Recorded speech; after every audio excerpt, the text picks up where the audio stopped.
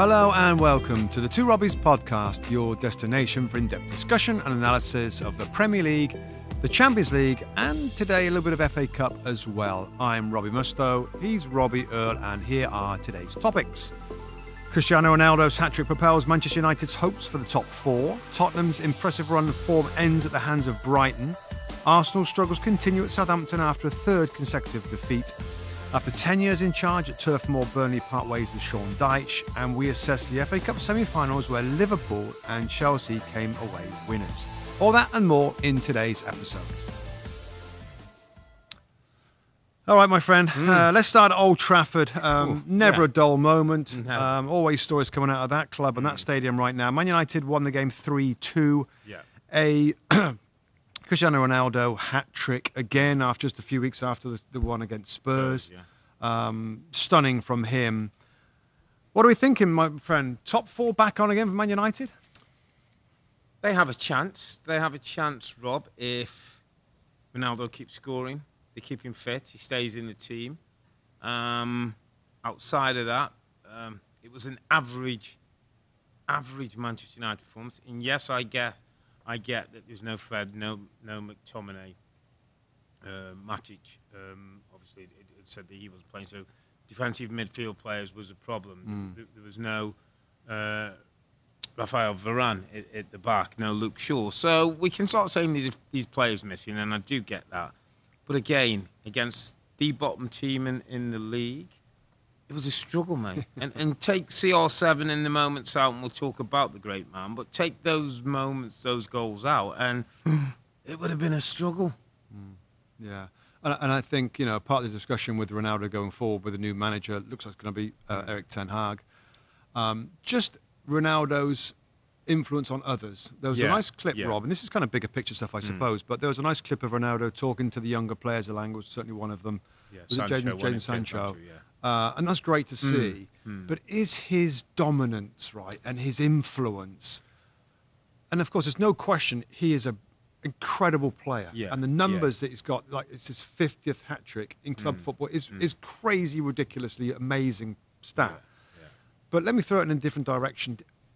Does that overshadow some of the other players, Rob? And we can make comparisons with the Liverpool kind of forwards that we maybe make a little later in the show about their goals from different areas.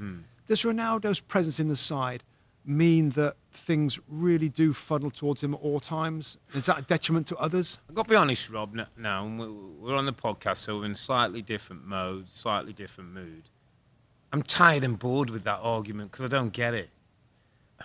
I think we've all seen, most people, our listeners and viewers, will have, what was it, The Last Dance with Michael Jordan, where you saw what a great sportsman does, goes through, acts like, challenges teammates, people for excellence. If Manchester United want to get back to where they want to be, excellence is part of it. Cristiano Ronaldo could be part of that excellence for a year or two. Well, if not, Rob, my kind of thought is, should we dumb it down then? Should we not? Let's not have Ronaldo because he's gonna put pressure on people. He's a big character. We've got to handle him. Let's dumb it down a little bit. Let's not be so demanding of ourselves. A, I don't like that. B, that shouldn't be what Manchester United are about. Yes, I guess there's times and part of the game that Cristiano Ronaldo will not be able to do now. But let me tell you what he does do. He puts the ball in the back of the net, the hardest thing to do of any position on the pitch. So what you're saying is, and I think is a great answer, he shouldn't have overshadowed anybody. Correct. Step up. Correct. Be your own man. Be that good that it doesn't matter what he's doing, or if he continues to score goals, great. But sort your own game out. Correct. And be less influenced by him then. Correct. Don't be so, it's Cristiano Ronaldo. There's one player, and again, I don't know what's going on in his life, and I don't know all the circumstances, but Marcus Rashford, Robbie Mustoe, I saw him, he came on a sub in this game, looked like his confidence is shot. Yeah. Now, I don't know, game what's on, but he needs to take a look at Ronaldo, get close to him, understand what makes him harder and determined and hungry for every game. 50 hat-tricks this guy scored. Yeah, it's crazy. It's an incredible number. Remember the time we had a bit of a different of opinion when Rashford allowed somebody to take a penalty?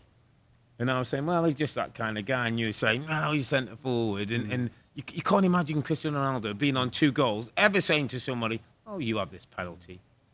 We had a little discussion today on air, Rob, about it. The new manager that's likely to be Erik ten Hag, and whether he will want in part of his immediate future. Of course, he won't be part of anything probably more than 1 year, but we don't know. Yeah. Or whether he wouldn't. And there's various reports out there saying that he doesn't see Cristiano Ronaldo being part of his immediate future. Yeah. Given what we've seen and given what he can do and given his mentality and given the way that he will help the younger players, would that be a mistake? Absolutely for me, Rob. I mean, big mistake. Big mistake. To have Cristiano Ronaldo as part of you coming into a football club that you can kind of know that bit's, okay, I'm going to have to accommodate parts of his game, but he's going to finish, he's going to drive. He might not play every game. I'll build a relationship. I'm now manager. Ten Hag is now manager of Manchester United. Right. Manchester United is going to be successful. There's going to be big players coming in that football club who I'm going to have to handle. Their personality, their little indiscretions, their different ways of playing.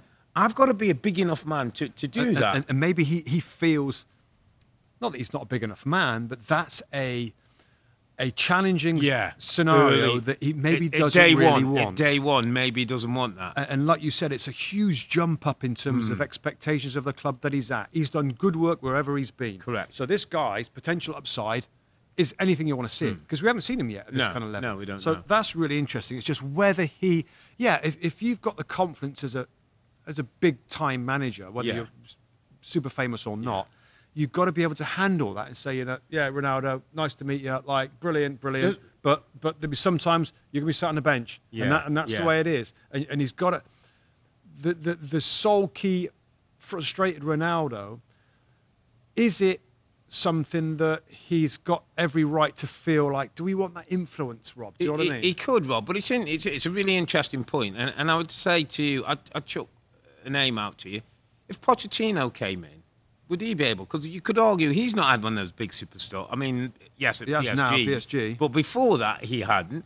And the one thing I think we've always felt, and I'll speak for myself and speak for us both, is a quality coach, a good communicator, and a good man manager ticks the boxes for big time players. They'll test you, Rob, but they'll test. Are you a good coach? Do you know what you're talking about? The top players will. The top players, particularly him. Because he's his been name isn't.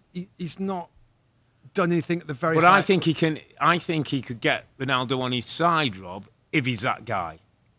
I think Ronaldo would enjoy working with that guy. If he's that guy, meaning how he starts the job and how his sessions look and how he kind of... Yeah.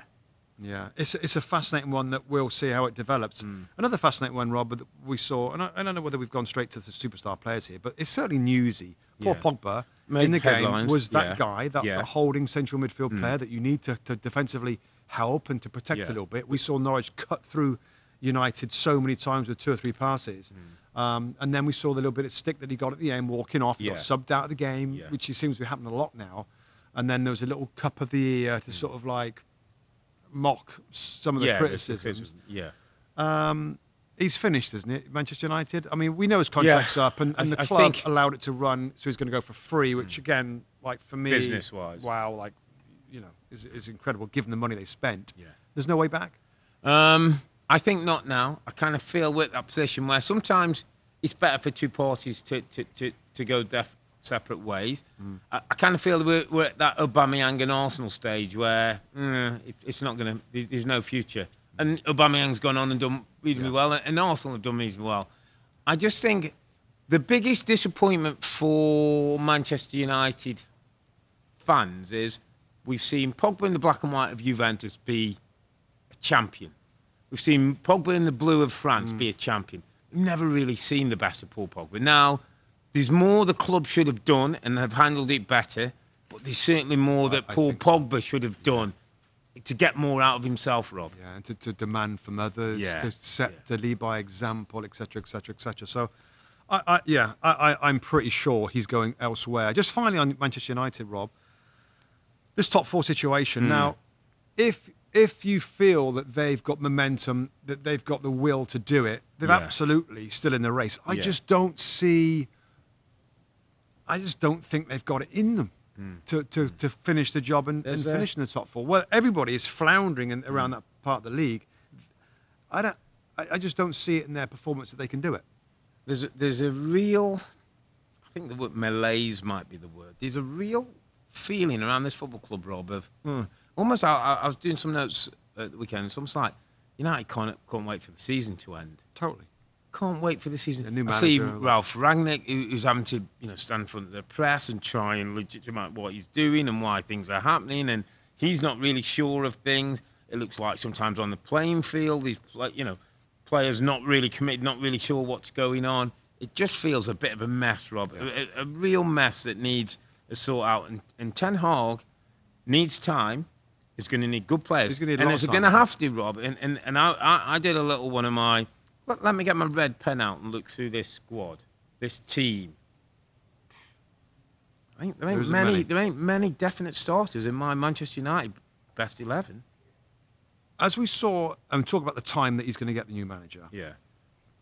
There's still going to need to be signs of improvement, of development, because Jurgen Klopp at Liverpool at the very beginning, it wasn't all brilliant to start with, but throughout, you always got a sense of the performances, the way they're playing, the way he spoke, that it was tough, but it was moving in the right direction. Yeah. Erik ten Hag, I'm not saying he's got to hit the ground running, but there's got to be a sense of, oh, okay, tough decision done. Yeah, get it. All right, the team, you've got to see signs, because if you don't see signs, there's not sign of development in the first few months, season, I'm sure, and then into the second season. It'll turn again, won't it? It could turn, we'll be in this same situation. So there's got to be signs of, wow, this guy is, he's the right guy. He deserves the time to get it really right. And to your big line, recruitment, Rob.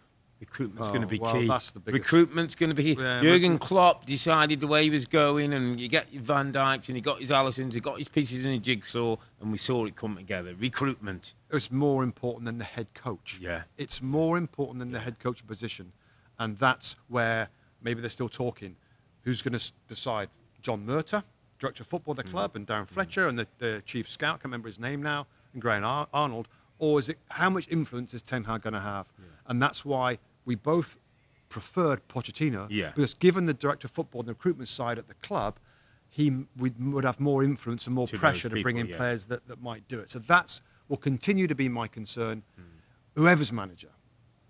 But again, we got plenty of time to talk about that when it all finally goes through. Little word on Norwich, who I thought had a go, and at one point got back to 2-2, and there was a great save from De Gea on Rashica, made a shot down to it could have been very different, but just get the sense of they're running out of time now. They've had a good go. Temo Pukki, 10 Premier League goals again, continues to show that you can find goals in a team that struggled. But no, United, courtesy of the great man, 50 club hat-trick, 60 including internationals. I mean, incredible numbers. Saves United again and gets them the 3 points. Should we move it on to the other teams in the top four race? Tottenham Hotspur, they were the early kick-off against Brighton. And I think we both did our homework. Both saw Tottenham last week at Aston Villa live. We were there in the stadium. I was commentating on the game. You were pitside. So we saw all that was going on. We saw a Spurs team that was resilient, that stood up to the physicality, played brilliant football, a front three that to die for at the moment. And then we saw Tottenham at home, Rob, against a Brighton team that looks ready-made for, going to have lots of possession. We'll turn them over. We'll hit them on the counter-attack. This could be 3-0. Never really got going. Well, this is how football. It's just so unpredictable. I mean, the whole operation of Villa Park, Rob. We were there to see it. We saw it. We saw the whole warm-up and the coaches. We laughed about how many coaches there was, like a zillion coaches, and the whole thing looked super impressive. You watch them play. They had some tough moments in the first half. But then they come through that and they look superb going forward and banging in the goals.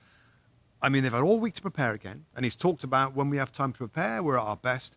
It was a slow, sluggish, tired performance that I think, we talked about in the studio, Rob, at half-time. Well, it kind of, sometimes that's how it goes with, it does, doesn't it? Yeah, He's very super, knowing that the game's going to open up and they'll find their spaces. Well, it never really did open up. Not to the degree that they expected.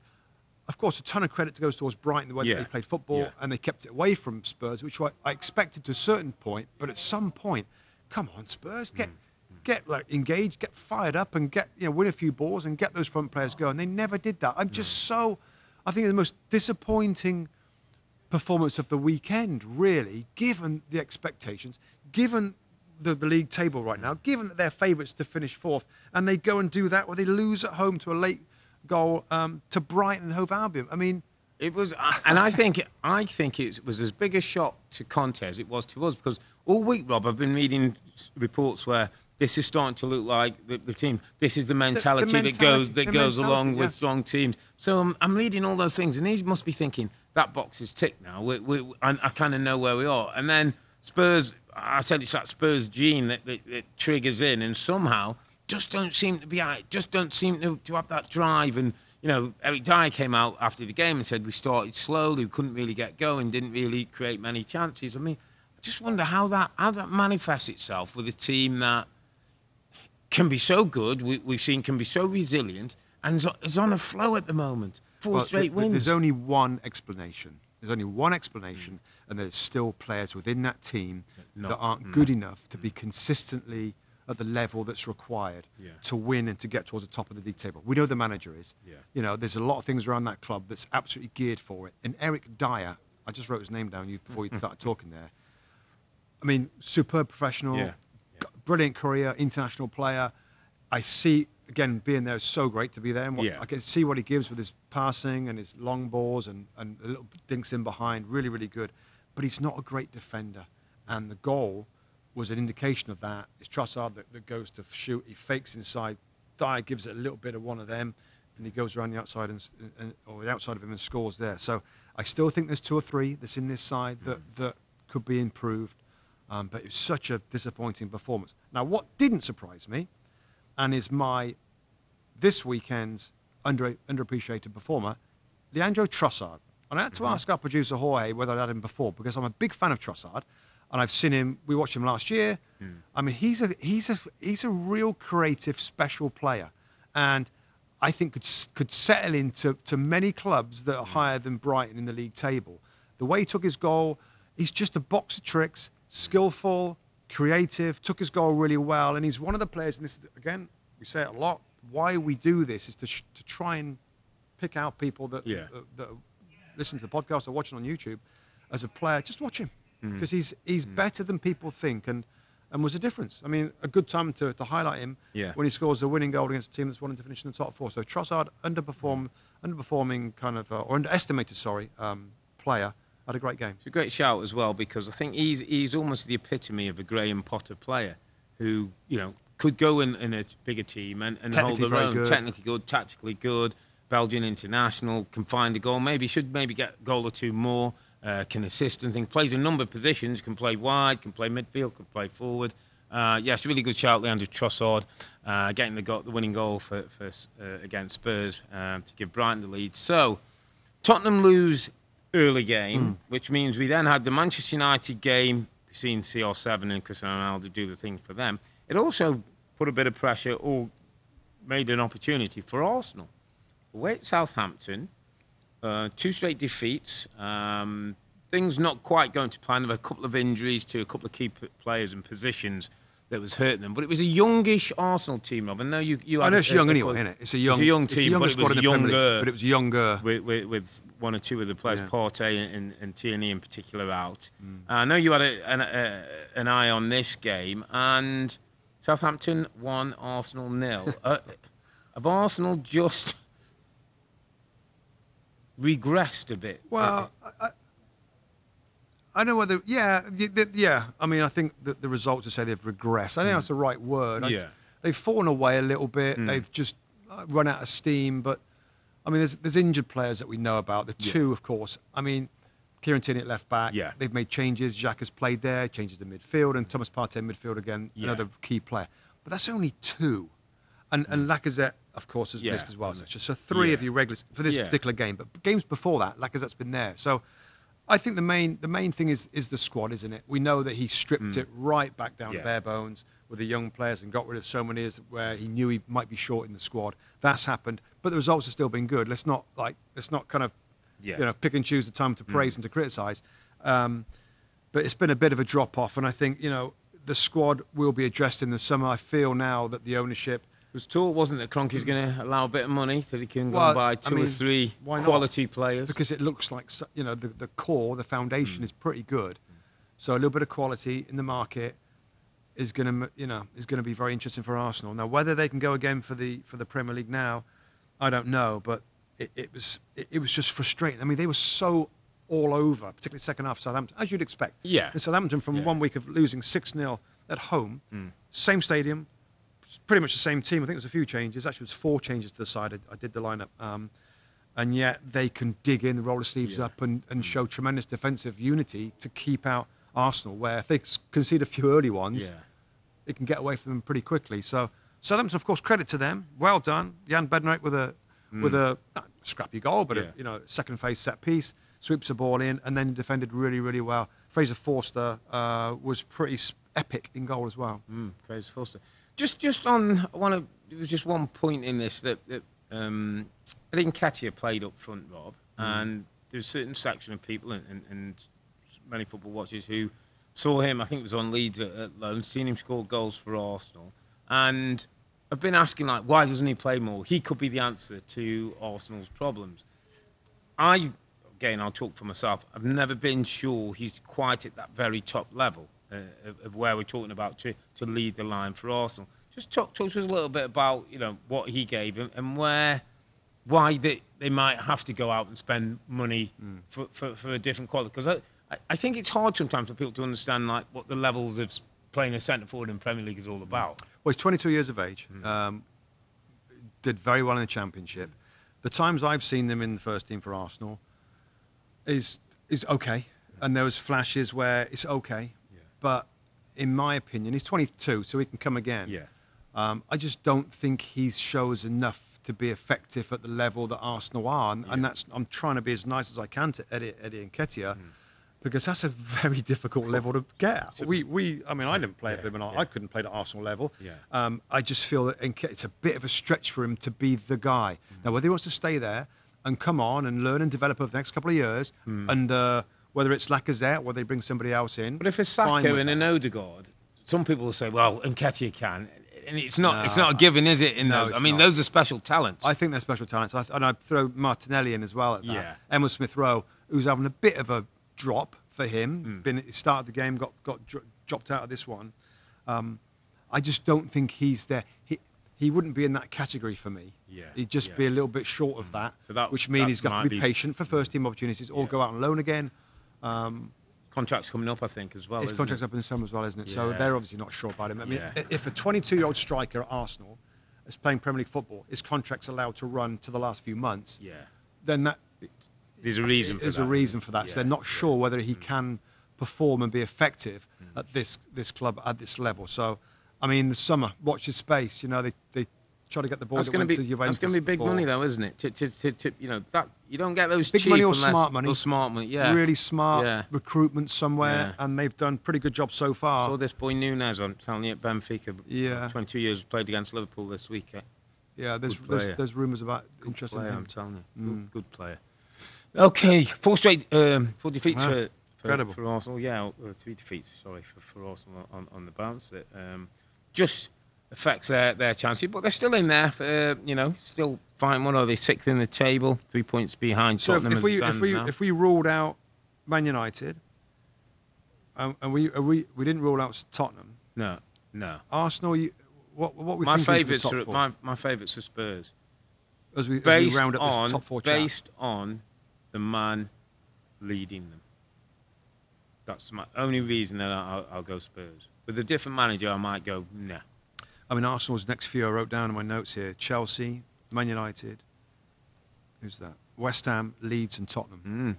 I mean, that's tough for Arsenal, for Arsenal as well to try and get the sort of points that you'd think would be required to finish there. I'm with you. I think Spurs will react from that. But are we going to go back to win one, lose one? Spurs? I don't know. It's obviously what makes the league fascinating this year. And none of these teams we've just talked about, obviously, they're not perfect and they've got reason why they've got issues. And we have got a North London derby to look forward to that comes up later when both those teams go together, which could be huge. Let's move it on, my friend, to one of the biggest stories. And I remember I was on a flight over. I got a text when I landed. Sean Dyche is sacked. I thought you were having a laugh. And there was some emojis being sent back and forth. Go online, see Sean Dyche has been sacked on a Friday. So go on then. So what was your reaction? Like, what was your immediate kind of like thought process? My first reaction was, no. I thought it was a wind-up when I saw yours. Then when I read it, I thought, bust up. The only way on a Friday that Sean Dyche... Even if there'd been a bust-up? Yeah. Even if there was a bust-up? Yeah.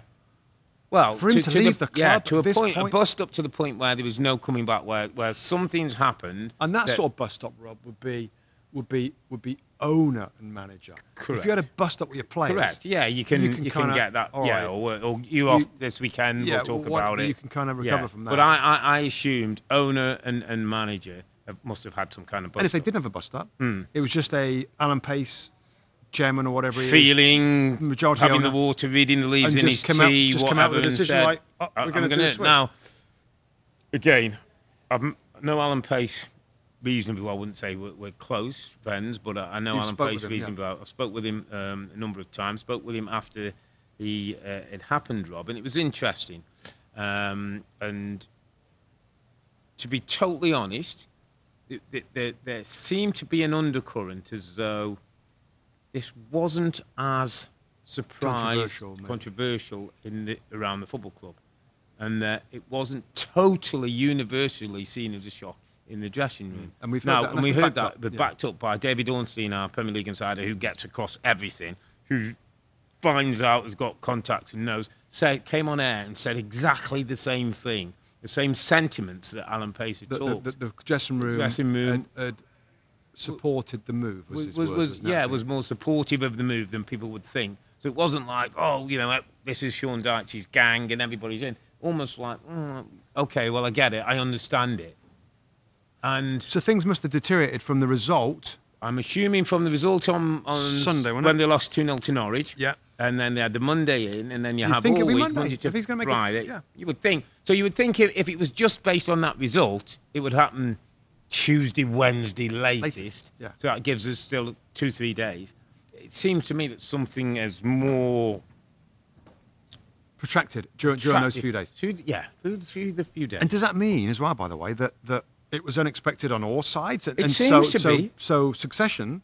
And like next guy, we got to find somebody. Michael Jackson, the caretaker coach, said that on the Friday he gets a call from the owner saying, "Come in, I need to speak to you." Friday, he thinks he's doing his under-23s, and he's now in charge of the team going to West Ham at the London Stadium in a huge game. 8 games left. It's one of the 8. Yeah. And they've got an influx of a guy coming in that had no idea. So the word from the Burnley end is that they've got 8 games to save their season. They feel by making the change, it gives them a better chance, rightly or wrongly, that somebody will be installed within this week, and then it'll be 7 games for the new person to have a go at keeping the team. And there is a game actually Thursday against Southampton, isn't there? So you're thinking, by Tuesday, Wednesday, you like think somebody's going to be in the seats. I just don't know that there can be that much done differently with this squad. I mean, Mike Jackson today named a team that was a Sean Dyche team. I mean, it's the same. Everything was pretty much the same.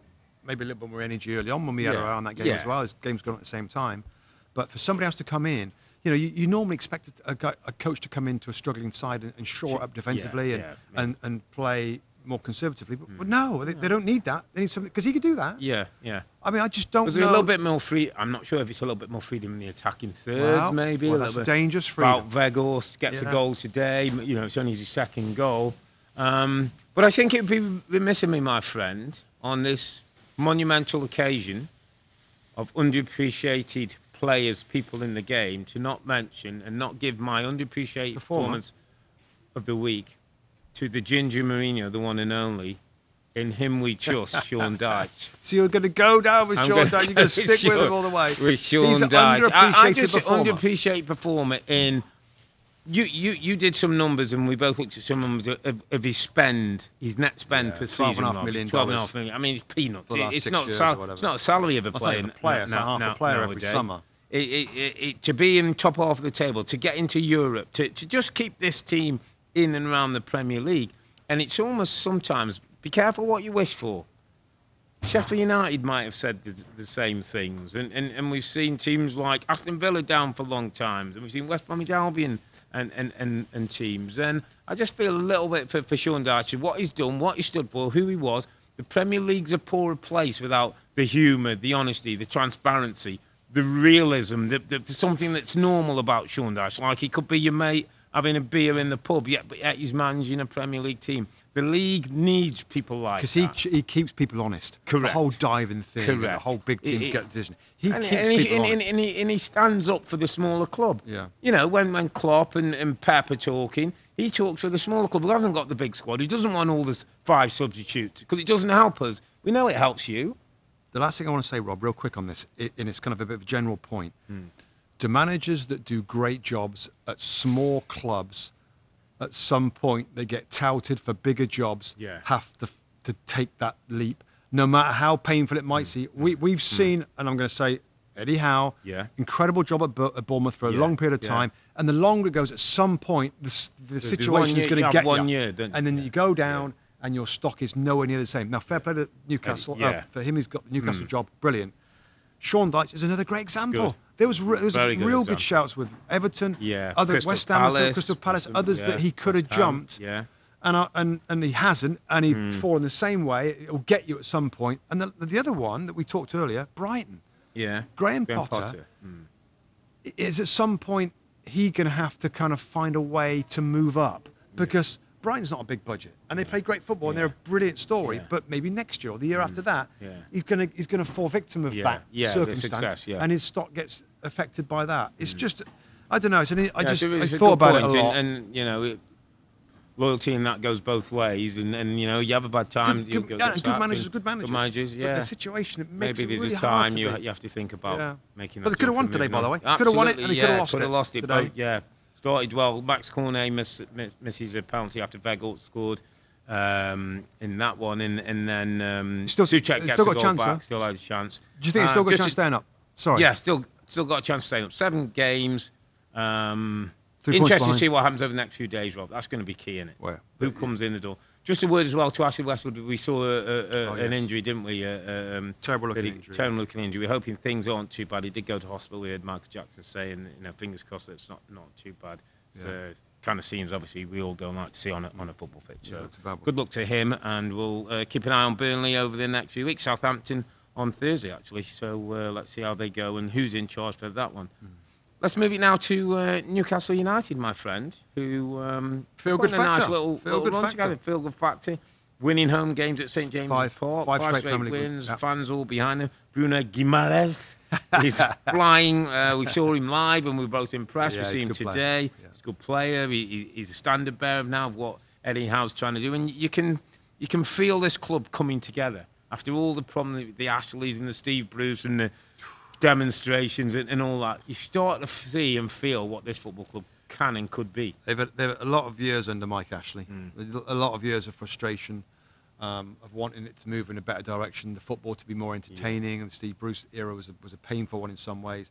And they're still a long way away. I remember last Friday when we were there, Rob, I did the game, it was like, they won and it's great. They didn't play particularly well. Eddie Howard said it's about results, not performance.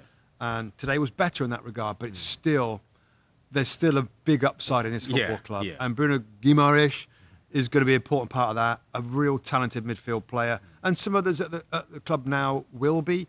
But, I mean, first off, of course, it's wonderful to see St James's Park with that. They've got the flags out at the moment. They're all, you know, the feel-good factor is through the roof because relegation, real worry has gone away. They're fine now. They're 37 points.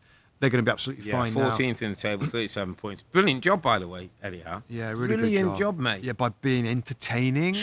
Doing it the way he's done it. Weeks back, we said, wow, they've got to play their way out of trouble. There aren't many teams that's done that. There's not many teams. I know.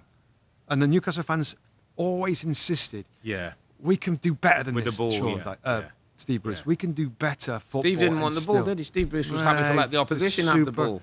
It's kind of that older mentality of really, really tight and let's grind away. And they'd stayed up. Yeah. And Rafa was kind of similar. So to see Eddie Howe do it in a different way, well done. Like well done. Smart guy, intelligent manager, and show me the money in the summer. Let's try and move this thing forward with some signings. We know they've got the money to do it. They've got to stay within the financial fair play parameters, whatever they are right now. Who knows? Certainly Premier League have a set of parameters, and let's see what they can do. But no, good for them. And Bruno, you know, he's they're going to love him up there, aren't they? They're going to love him up there. They're going to love him because he's a genuine kid. I mean, he's so excited afterwards, and he's so appreciative of being at the club. To a little kid. I know, it's great, wasn't it? Yeah. Little quick line on Leicester as well, Rob, because I know you did this team and were saying how many changes you'd made from Europe. Yeah. You just get the sense. I mean, listen, they were in the game certainly they played all right. 1-1 and played okay, but you do get the sense now all focus is on that Europa Conference League chance to get back into Europa. That's going to be the main thing in it for this team. It is, because they're perfectly safe mid-table in the Premier League. I mean, it's almost not two teams, but it's not far off. 8 changes to the team that played on Thursday and got through against PSV, wasn't it? Yeah, away from home. And they still got plenty of good players. So Brendan Rodgers would be on here saying, well, don't disrespect the players that I'm playing today. And he's right, because there's a very good set of experienced players for the most part. And they played well. I thought they looked a better side for big periods in the game. They lost out. But I think that's the way it's going to be. And you can't really blame him, can you, if they want to get in the Europa League next season? You know, some of the other teams might, Rob. Some of the other teams might say, well, hang on a minute, Leicester, isn't there some rules about like playing weekend teams and all that? But that's sort of gone away a little bit over the last couple of seasons with the COVID situation. So, I thought they did okay. But, you know, the whole back four, Johnny Evans has been great coming back. Wesley Fofana, Ricardo Pereira scored against PSV, and Tim Cassagna. They were the back four, and it was a totally different one for this game. So you'll say when his best players are back, they're certainly more competitive. And they've been better. Conference League of Europe is probably going to be the focus. Just a quick line on Watford and Brentford. Brentford getting a 2-1 victory on that one. Norgard gets Brentford ahead in the first half, 1-0 up. Second half, Dennis gets a goal back, and Watford had a great chance. King hit the post, and Loser puts it over the top with a minute. We're late into the game, and then a free kick down the other end, and you know what's going to happen. Eriksson puts it in. Janssen heads it home, and what Brentford get the points. 3 straight wins for Brentford, Rob.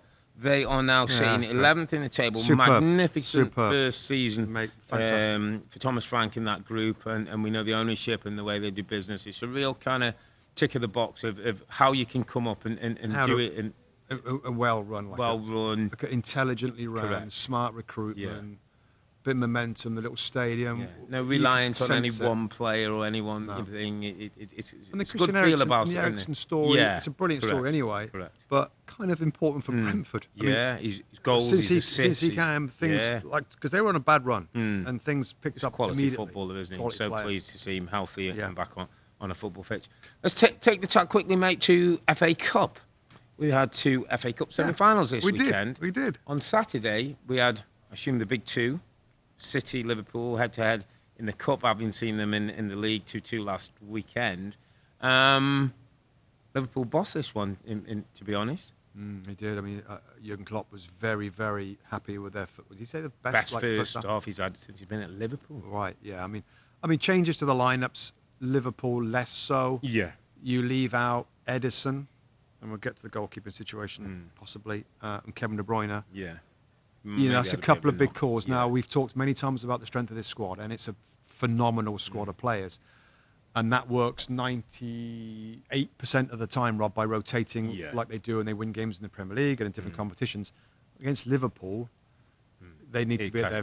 Because Liverpool right now are absolutely on fire. Absolutely on fire, confident, momentum, everything going for them, winning everything. You see the fixtures, Rob, you're like, big week for Liverpool, big month for Liverpool. Okay. You know, good result at City. They win FA Cup semi-final this game. Champions League final. They're through to the semi-final in that competition now against Villarreal. Great chance for Liverpool to get to another final. I mean, it's all happening for them. Absolutely all happening for them. So the point is, they're a powerful team, and City have to be at their best, really. I mean, still saying that. I mean, still close. They came back. Bernardo Silva's goal gave them hope late on. But again, it comes down to the Liverpool attacking players and little Thiago's dink for Sadio Mane to volley into the corner. It's important Mane gets a couple of goals. Probably Salah, they're a Salah goal away from being really flying in now, perfect aren't in perfect they? In fettle. shape Yeah. for this last bit Yeah. of a running. Yeah. Just we touched on it, Rob, and I think I'd love to go in depth with our great Tim Howard. Yeah. But Stefan. Yeah. Manchester United number 2 goalkeeper. Manchester City, sorry, number 2 goalkeeper. But USA number 1, we believe, possibly, ahead of World Cup coming up at the end of the year. Yeah. Matt Turner's the other goalkeeper. Matt Turner's, out injured right now. New England Revolution's going to go to Arsenal. But he's going to go Arsenal as number 2. Does this make it an unhealthy situation for American football? That you've got goalkeepers going to go in as number 2s. Stefan today, Rob, with the error, and it was a really poor error. Sorry, yesterday in the game that Mane nicks the ball off him. Yeah. Just the whole how it played out. Yeah. Does he maybe need to go and become a first-team goalkeeper somewhere? Yeah, I think so. Absolutely. I mean, what I've seen of him. He's a big guy, good shot stopper, big presence in the goal, like a confident type of goalkeeper. But the whole playing out with your feet is where it's potential to embarrass you. Edison is like the master. I don't know whether he kind of watches him and tries to mimic and trains with him and whether he tries to think that he can have the same coolness. But it wasn't even close to being almost saved by him. I don't mean like save, but like kick it out or oops. I mean he was in the middle of. It's like he didn't read the danger, did he? Didn't see Mane coming. Yeah. Is it part of that rust, Rob, for not playing week in, week out? Apart from the match rhythm and understanding the pace and getting with it. But if he could find a club in that Premier League, be the number 1 goalkeeper, on you go. I mean, Tim Howard, like when Tim goes into that World Cup with all the the performances that he made and the Belgian performance. I mean, that's the goalkeeper that's flipping tip-top condition, that's ready to go, that's in a peak of his career, that's seen it all, been there. The US national team going into this World Cup. Yeah, who's the number? Who's going to be the goalkeeper? Who's going to be the number 1 goalkeeper? It was a really difficult day for Zach Steffen. We feel for him, but to come in at that football club, given what they've done in a semi-final at Wembley Stadium against Liverpool, and to be expected to be pretty immaculate, which kind of you are when you're playing at this that level. very unique style that they play. That unique style where the ball's going to be shoved down your throat. Deal with that. So it's an unfortunate moment. You got to feel for him. But absolutely regular football for maybe particular for goalkeepers, Rob. Can't just pick it up and drop. So we'll see how that one unfolds between now and the World Cup. The other semi-final was today, Chelsea, Crystal Palace. Crystal Palace filled the place with lots of fans and lots of anticipation. But it was Chelsea who came away with a victory in the end. Maybe it's like control and composure in the end sort of see them through. Just had a bit more for them. And this is a game where the possession that they had was great. But the goals came from turnovers again and pressurising. Tarek Mitchell was one of them. Robbie got caught at left back. And there's so many goals. There's so much goodness that happens if you press high and win the ball back. It's so many times, and it's the way that Chelsea won this game. Conor Gallagher, of course, on loan to Palace from Chelsea, was a massive miss. And it's just a shame, isn't it, Chelsea for said, him? because they asked the question, weren't they? They could have let him play, and they said, no, sorry, like, he's our player. We don't want him potentially. I think that was a big blow, mate, in midfield. He's such energy, and he can run past the front man. He can make things happen. You felt a little bit for Palace. And to be fair, they had Kouyate had a header at 0-0 that comes off his shoulder, and then Joachim Anderson has a header at 2-0 at 2-1. Just might have made different. He just got the sense it wasn't quite going to be Palace's day. And disappointment for Patrick and his team, but should take a lot from the run. Should take a lot from the development of this football club. And the times, Rob, when they pass the ball, it's like, this isn't the Palace we used to. You said that early in the game, didn't you? Yeah. And the fans, and I know it's disappointing. God, I've been there, blooming. I've lost semi-finals, I've lost cup finals in that stadium, or the old version of that stadium, and it's devastating. But the fans have been to Wembley, Rob, to see their team almost get to a FA Cup final. And the excitement that brings, on top of the excitement of the new players and the new manager and the new style of football, it's been a blooming good season for Crystal Palace. To look forward to, and let's hope that they can take it forward, not often easy. Yeah, yeah. When the expectations levels totally starts to rise. go up. Yeah. Conor Gallagher, keep talking about him because he's been such an important part of it. What he does next season, I got to say, unlikely, Rob, to continue at Palace or not. Well, there's a talk about him, going to Chelsea, but he's at the stage of his career, a bit like Stefan and Rob in a different way. Yeah. He's ready to play. He's packed and ready to play. He's not ready for the bench. Yeah. He should look at Christian Pulisic and one or two of these, big time players who was sitting on the side. Romelu Lukaku. Does he want that? Is he better than Jorginho? Very different. Or Kovacic? Different. I know, very different. But is there a way? And Thomas there is. Tuchel's If the manager wanted to, it's a different style of Tuchel. Take his team. And I tell you what he would do now, though, is run past the centre forward and break things up and give you another different option. Which in some ways is what they need. But it's a big call for a manager, isn't it, to take him in and drop a Jorginho or Kovacic for that role. I mean, he probably wouldn't. I mean, similar-ish is Mason Mount. And I do you want to finish on a quick line for him? I just took his goal really well again. Classic. Whatever competition it is, Rob, whatever level it's at. I mean, he's a superb player, isn't he? Class. And everything I hear about him, Rob, is he eats well, he sleeps well, he looks after himself. He's got a chef. Uber professional. He's almost feels like he's a foreign international player that is dedicating himself to his career, and great news. Listen, mate, we're just going to wrap it up quickly with a couple of big games coming up this week. Tuesday on USA, 2:30 p.m. Eastern Time. Liverpool face Manchester United. Can't see beyond a Liverpool win there, but this is the Premier League. Yeah, I know it's Premier League, and who knows, and stuff that we think is locked in is absolutely not. I just think Anfield is going to be buzzing. And I know they've had a difficult game after a difficult game. They're doing great. I mean, Anfield will appreciate that. We know it's a huge rivalry, Liverpool versus Manchester United. They will demand that this team plays with high energy. Whoever plays, and that's, of course, the season, with the signings of Jota and Luis Diaz is the main difference. They've got a brilliant squad now in different positions. Ibrahima Konate is another example of... Come in. I mean, talk about good recruitment. I mean, it's incredible. It's incredible the recruitment they've had. I just don't... And we spoke earlier, we kind of differed a little bit. Yeah. You think there could be a big United there could be one 90-minute performance or 75-minute performance in United that they go, come on today. We're not going to let them... I mean, for some United players, for some United fans, this is what... All right, then, let's be specific. I'm not sure that the status of Fred and McTominay for this game. I know they've been out. I don't know whether they'll be back for this game. Yeah. Who's going to do that? Who's going to say, "Come on, then"? Who's going to do that? Well, I'd like to think Harry Maguire in his way will. In his way, I think Bruno Fernandes can get around. Yeah. I think Ronaldo can get around. Jadon Sancho in that midfield area. Yeah. Listen, I'm with you. And I'm trying to make a bad argument for what would be. But things just don't happen like that. And I just think that if there's one way that they could do it, it might be. So, I mean, interesting game. Home win. And on Wednesday, then we get a big London derby, Chelsea v Arsenal. Coverage starts 2 p.m. Eastern Time on USA again. Tougher one to predict, I'd say. Yeah, what we've seen on that one. Yeah. You almost feel like Arsenal, I mean, I don't know in terms of fitness who's back. The top party's probably not going to be possibly for the rest of the season. Tierney, don't expect to see him back. So they're two key kind of physical people who have an influence on that team. Yeah, I mean, I can see a reaction from Arsenal now. I know we thought you could see it this weekend, and I just think Chelsea are a little bit centre forward. Yeah, centre forward. Lacazette. Yeah, COVID. Yeah. Is he going to? Who knows on his availability?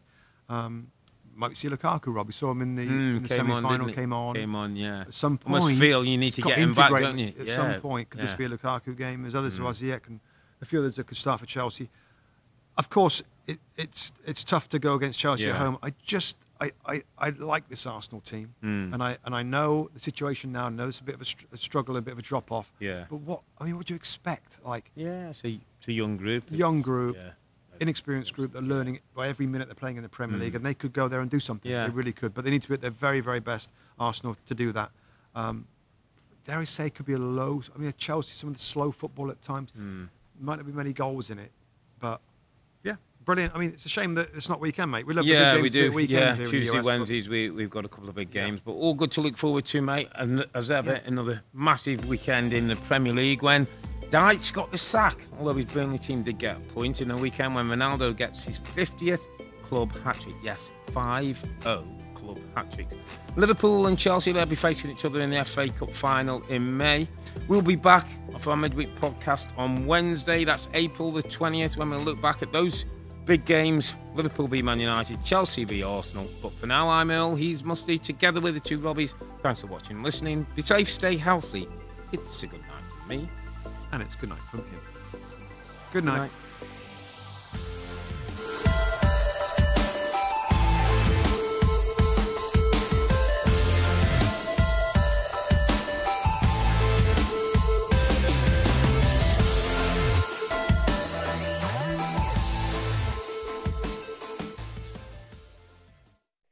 Hi there, I'm Rebecca Lowe, studio host for NBC's coverage of the Premier League. Don't forget to hit subscribe to watch highlights all season long, and be sure to tune in for Premier League mornings every weekend at 7 a.m. Eastern. And for even more content, head over to Peacock, where we've got live games, original series and a dedicated round-the-clock Premier League channel featuring studio shows, classic matches and much more.